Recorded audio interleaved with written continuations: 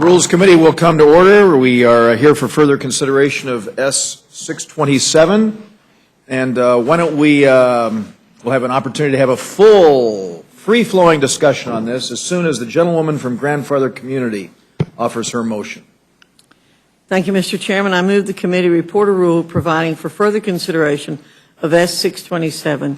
The rule provides that upon adoption of the resolution, the amendment printed in the Rules Committee report accompanying the resolution shall be considered as adopted. You've heard the motion of the gentlewoman. Let me just say that I hope everyone got a good night's sleep. It was 12 hours and 55 minutes ago that we left here, pretty close to that, as we were approaching midnight. And as I said last night, we didn't have the votes to pass the measure.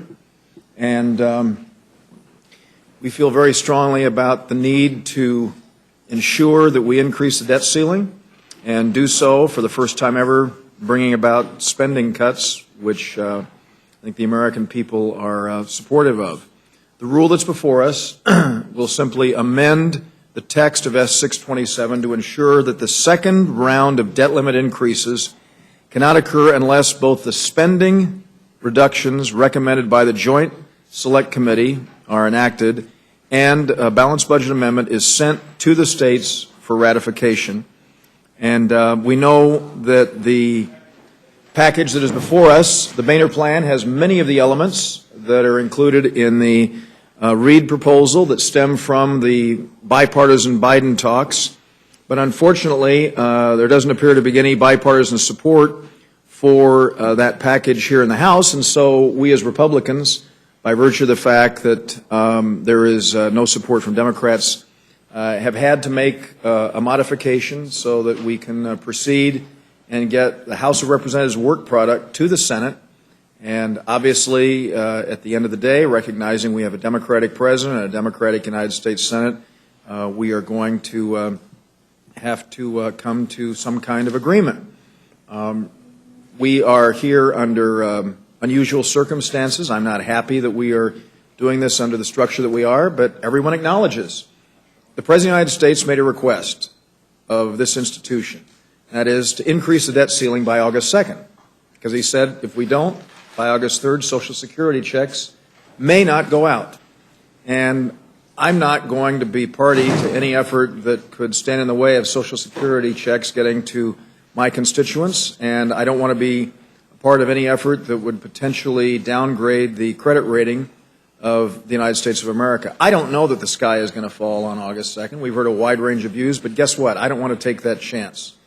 And so it's for that reason that I am strongly supportive of the amendment that is being proposed by that the Speaker has asked us to offer, and the motion that has just been proposed by the gentleman from Grandfather Community. And I hope very much that we could begin the effort of bipartisanship with this process right here in the Rules Committee, and I hope that my colleagues will support it. Any amendments or discussion? Mrs. Slaughter. I would like to do that. First, I'd like to quote from an article, just a small bit here, because I think this needs to be said as many times as we can say it. This is done by an expert economist who says, "My basic point, that this is a crisis we have manufactured out of whole cloth.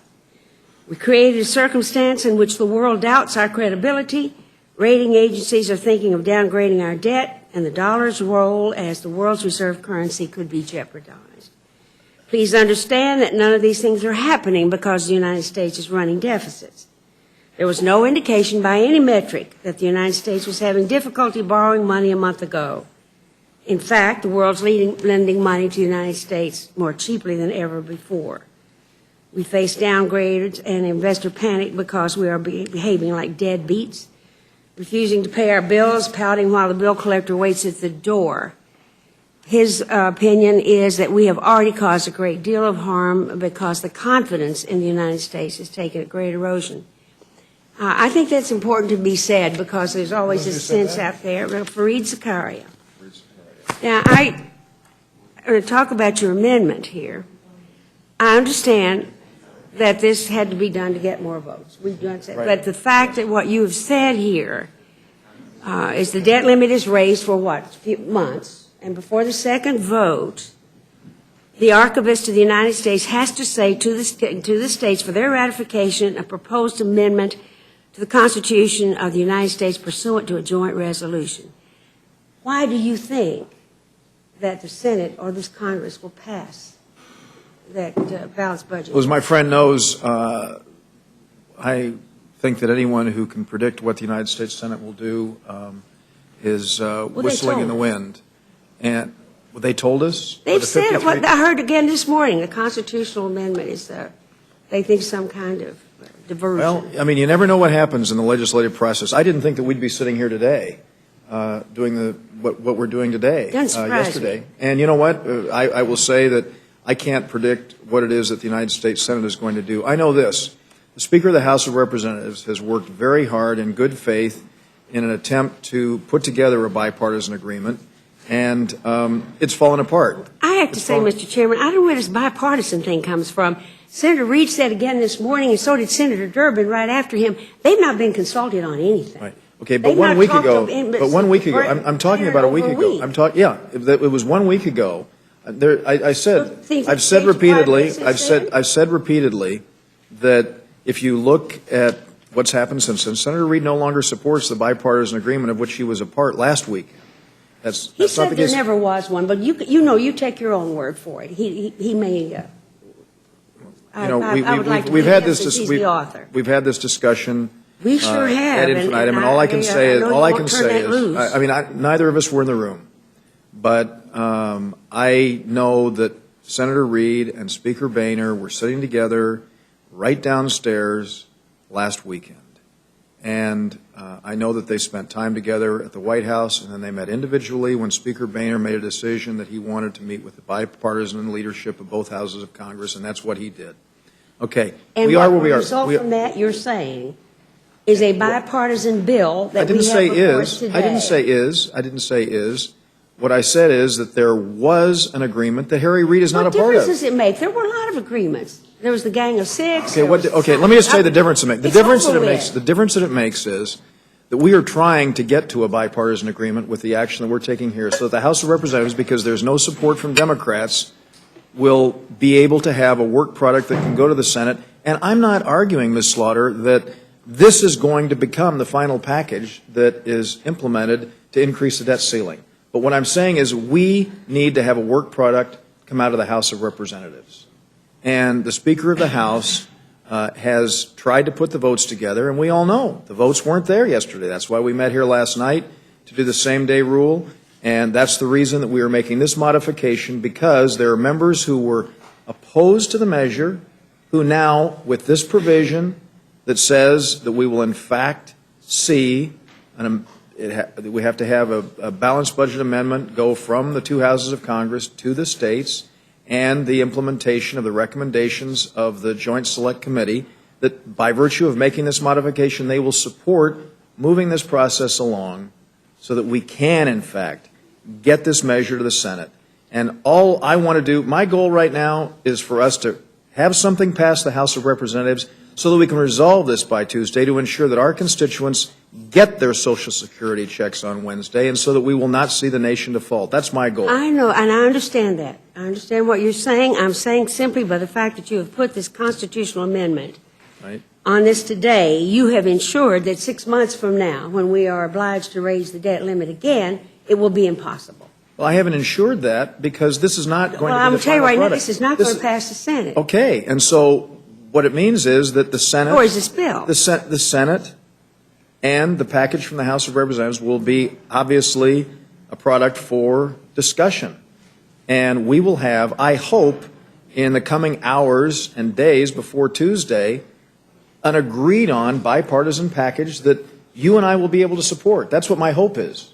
Well, I think if you're going to do that, you probably ought to start talking to Democrats if you want to get some bipartisanship. I'm a Republican, you're a Democrat, so the vote occurs on the... Mr. McGovern. Yeah, I just have a couple of questions. Sure. Just one about the procedure today. So, if I understand correct, we're going to go to the floor shortly and debate the so-called martial law rule. That will be first. We'll pass this rule. And if I'm understanding this correctly, we will deem pass the amendment that you have right here. And we'll have that debate. And then when that debate is over with, what debate is left on the? We will have the recommittal motion, which was provided for the minority to offer, and then we will go to a vote on the bill. All right, so Since we, as you know very well, you and I were involved yesterday. We had exhaustive debate throughout the day yesterday on this measure, and this modification is a very clear one. It has these two provisions in it. And let me just make one final comment here. I think I agree with Ms. Slaughter. I mean, I don't think this is going to be the bill that will get to the president's desk by any means. I agree with you. All right. I agree with you. So, and obviously, the Republican majority feels they should move forward with this for, maybe to provide members cover or whatever. That's. Well, I wouldn't challenge the motives of any member of this institution providing cover. We want a work product that comes from the House of Representatives to the Senate. But I mean, I think our frustration is that rather than going through these theatrics, that we should, be in a room, talking to one another. My understanding is, if the news is correct, that Senator McConnell doesn't want to talk to anybody until you take action here, and time is wasting, and we're getting closer and closer to this terrible deadline. But here's my hope: after we do this today, I hope that this is the end of the theater, the end of these bills coming to the floor. That the next bill that comes to the floor on this is something that we believe is the finished product. And the reason why I bring that up, Mr. Chairman, is that I noticed that last night you introduced the Reid bill, right. And as you know, that's a bill that continues to evolve. I mean, the bill that you introduced yesterday doesn't necessarily reflect what the Reid proposal is today. But I don't want to be cynical about this, but my concern is that the Republican leadership will think somehow it is appropriate to bring the Reid bill up under a suspension of the rules, just to vote it down, just to make a political point. Or bring it up by some other means. I would just urge the chairman and the leadership here that enough of that. Okay. Well, let me just assure the gentleman. Is the gentleman completed? Yeah. I'm just making an appeal for us to get together, right, and to try to work out our differences to get this behind us. So we. Well, thank you. And let me just say, I'd like to associate myself with the gentleman's remarks in the following way. First of all, there are no theatrics involved. There may be theatrics involved in making it ultimately happen, because this is theater here at the Rules Committee and on the House floor for many. But what we're doing is we're trying to get a work product out of the House of Representatives. Because there's no Democratic support, we in fact are addressing the concerns and the issues that Republican members have raised so that we can have a work product to get to exactly where you just said Senator Reid wants to be, and that is when we have a product, we can see negotiations take place. And we want to see that happen. We have no plans at this point to bring the Reid bill up, and I want us to move this. And the faster we get done here in the Rules Committee, the faster we can get Harry Reid and John Boehner negotiating on a measure before us. So, Mr. Chairman, okay, you want to yield? You want me to yield to you? Okay.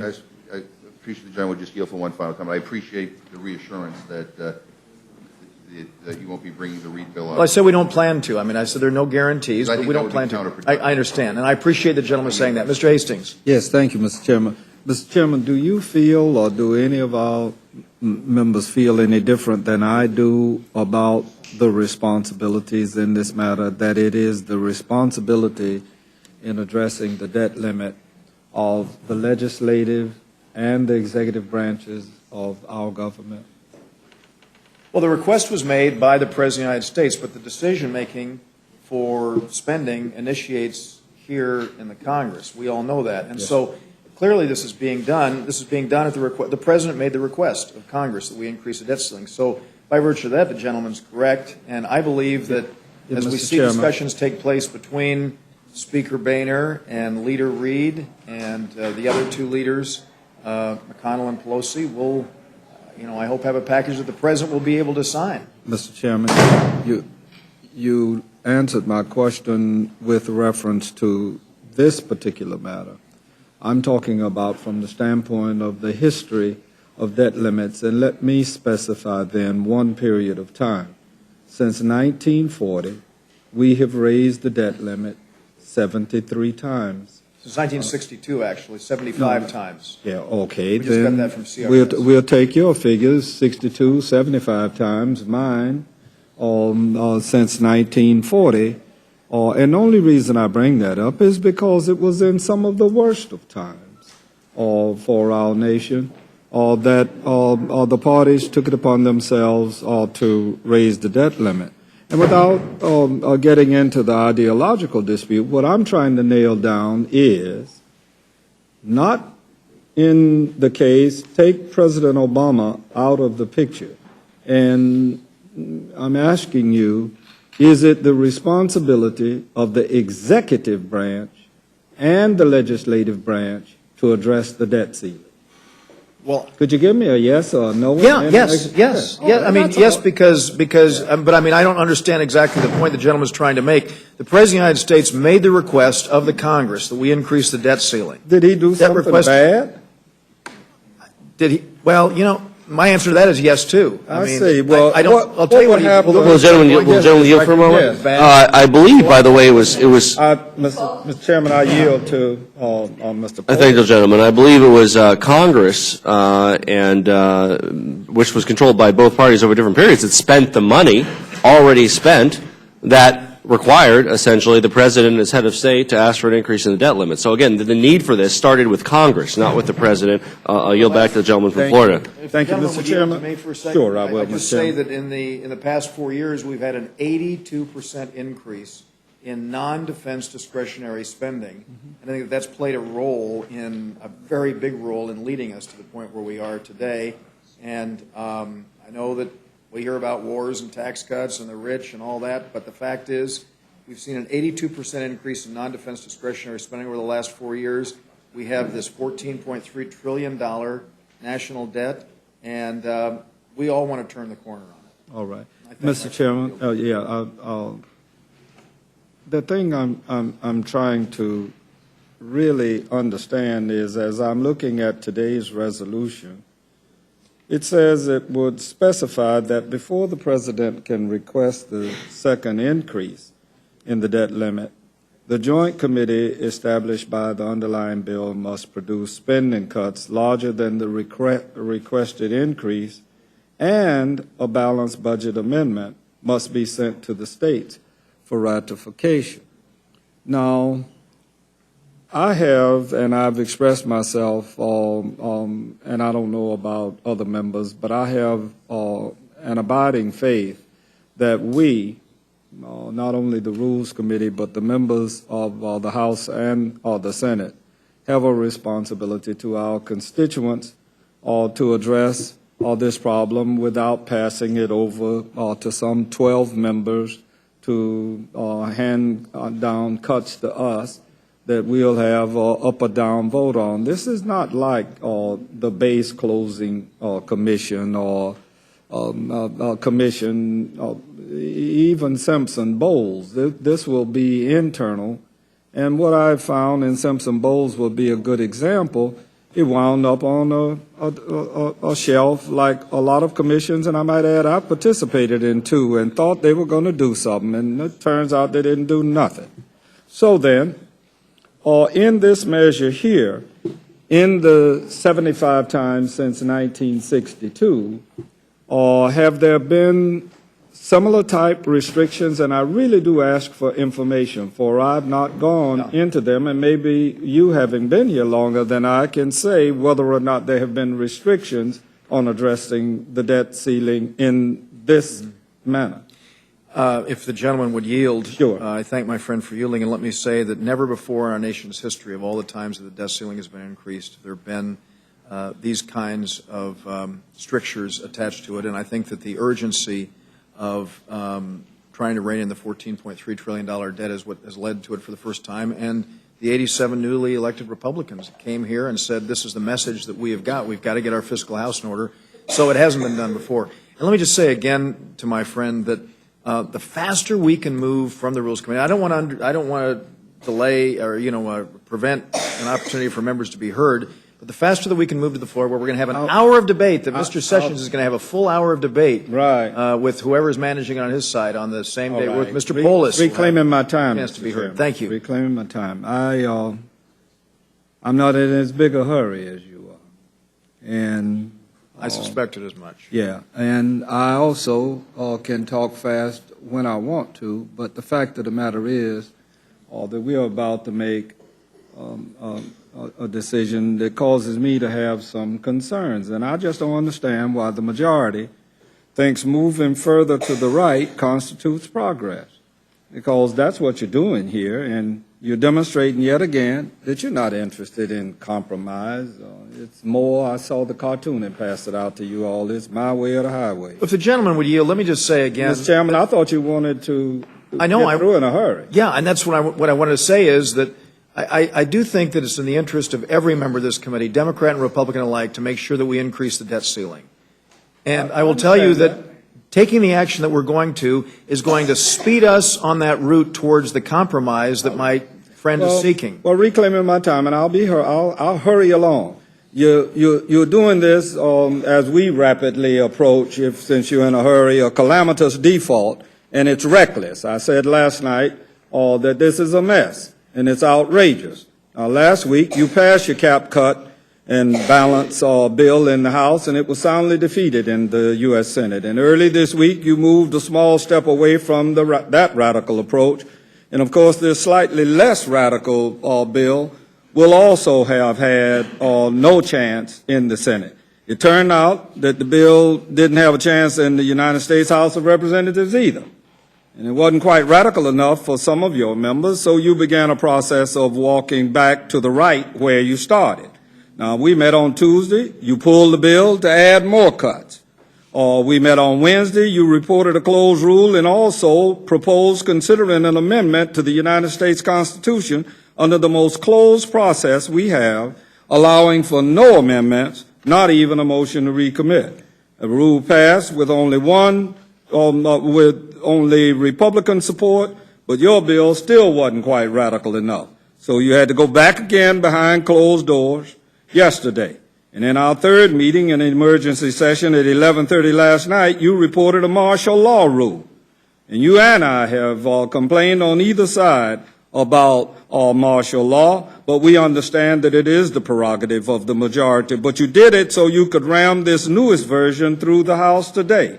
So here we are in our fourth meeting on this new bill, and it seems you're ending right where you began, moving a bill that has no chance of passing in the United States Senate. And I don't understand how your repeated refusal to compromise moves us towards a solution, and I thank you for the time, and I don't need an answer. The vote now occurs on the, Mr. Polis, the gentleman who's going to be managing an hour of debate on the House floor in just a few minutes. Thank you, Mr. Chair. And again, while I appreciate your call for brevity, and will try to make my remarks consistent with that, I would add that any time spent in this committee is time well spent on this important policy issue, and is certainly less of a detriment to a quick and successful outcome than some of the continued negotiations within the majority caucus of the last few days. 3.5 days left. This House had already acted. This House had passed a Cap, Cut, and Balance Act. I opposed that. My colleagues on this committee opposed that. At that time, I thought and continue to think that that was a bad idea for the country. But I didn't argue that it was completely inappropriate in the step of where it was in the process. Perhaps it was cutting a little close. We were a week and a half, 2 weeks out, trying to pass something that the President would veto and wouldn't go anywhere in the Senate. But, I thought we still had time to get it right. Now we're at a different point. We're 3.5 days out. I'm not convinced that this is the appropriate action for this body at this point in time with 3.5 days.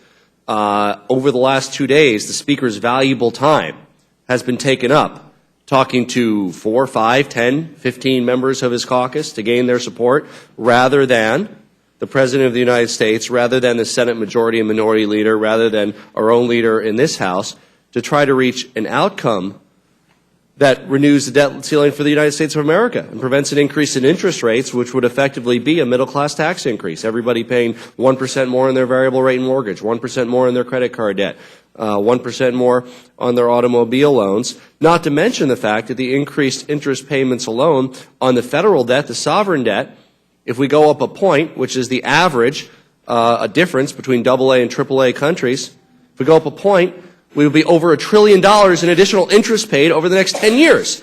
So we're talking about cutting $915 billion, and the process of having that discussion, because it's been so dysfunctional and partisan, could very well lead to $1 trillion in additional expenditures and an increase in the deficit by $100 billion.